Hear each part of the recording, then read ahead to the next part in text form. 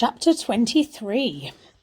We know something is wrong the moment we step inside. Our feet crunch over sand, thick dust covers every surface, and the door at the back of the hut is swinging open. As we walk further in, a yellow crab scuttles out from under a cupboard, crosses to a hole cut in the wooden floor, and drops over the side with a plop. I realise that it's fallen straight into the lagoon. I peer into the hole. The water is clear and deep and full of tangled weed that's dotted with fluorescent snails and tiny starfish. I have a flashback to Mitch heaving herself out of this hole, her tail hitting the planks with a wet thump, then looking at me and saying, "Oh, it's you." Only there is no Mitch here now. "Mitch," calls Rose, "where are you?" There's no response. All we can hear is the sound of water lapping beneath our feet. "I don't think she's here," I say. Rose sticks her head into Mitch's store cupboard, then goes into her bedroom.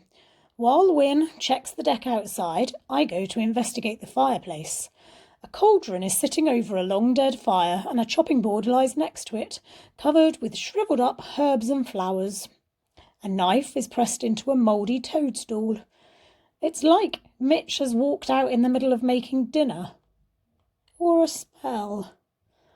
Rose runs her fingers through the dust on the bottles that line the windowsill. Bright colours start to shine through.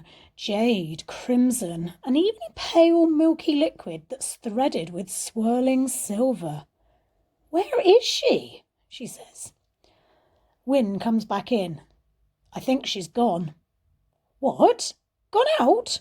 says Rose. "Gone hunting for ingredients?" "No, just gone." He shrugs. "Like the unicorns and half of the merfolk. I reckon she's vanished." Rose puts down the bottle she's holding. "What do you mean?" "It's like I told Arthur," says Wynne. "Things have been disappearing. It happened around the same time the ground wobbles started and the sinkholes opened up." "Maybe they went to the tangled forest," says Rose. "It's huge. Loads of things could go in there and never be seen again." Wynne shakes his head. "Once I thought I saw it happen, right in front of my eyes. I was down on the beach and a mermaid was jumping over a over a wave. I watched her fly up in the air and then she just vanished." Rose turns and goes over to the mantelpiece. It's covered in white shells. A horse made out of driftwood, a bracelet and a dried up flower.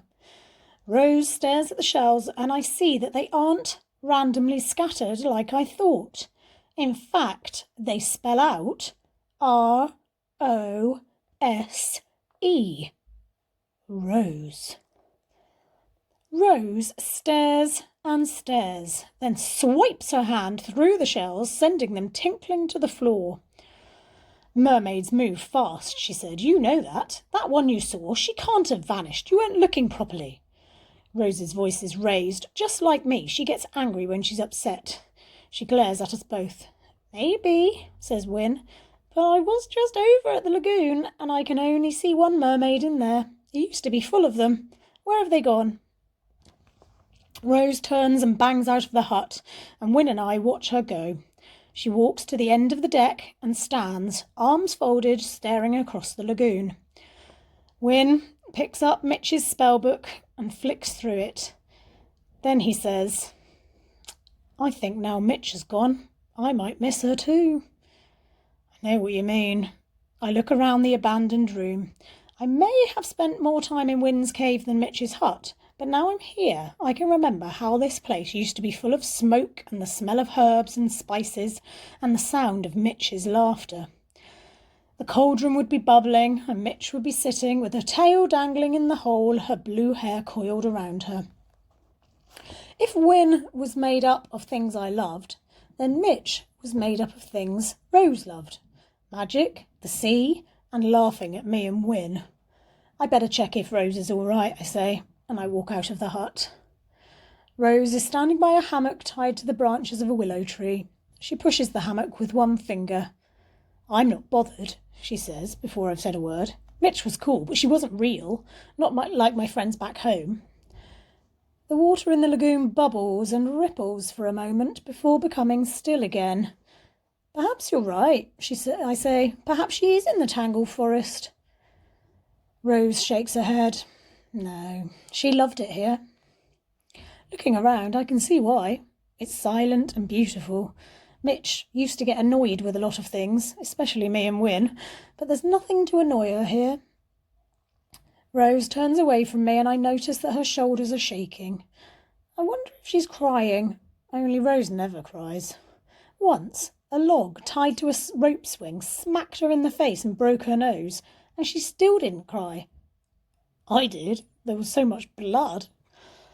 I'm just considering putting my hand on Rose's shoulder, although I'm almost certain it will drive her mad, when I hear heavy breathing behind me. I turn and see Prosecco walking towards us. He's soaking wet. His glittering mane hangs in limp strands round his shoulders and water drips from his body. He must have swum between the islands of the archipelago to get to Rose. He nudges past me and dips his heavy head until it's resting against Rose's cheek. She turns and, without saying a word, throws her arms around his neck and buries her face in his sopping mane. Then they just stand there, Rose's arms squeezing tight, Prosecco's eyes closed, and the willow branches brushing the water. Rose looks up at me. We are going to go back to the crow's nest, she says. We're going to get Grandad and take him home. You really think we can do it? Of course we can. Then she grips Prosecco's mane and pulls herself onto his back. I'm going to come up with a plan. Prosecco jumps past me, nearly knocking me into the lagoon, then gallops off across the island with Rose clinging onto his back. His thundering hooves make the dragons rise up in the sky, and I watch as they circle the island once, twice, and then soar off over the sea.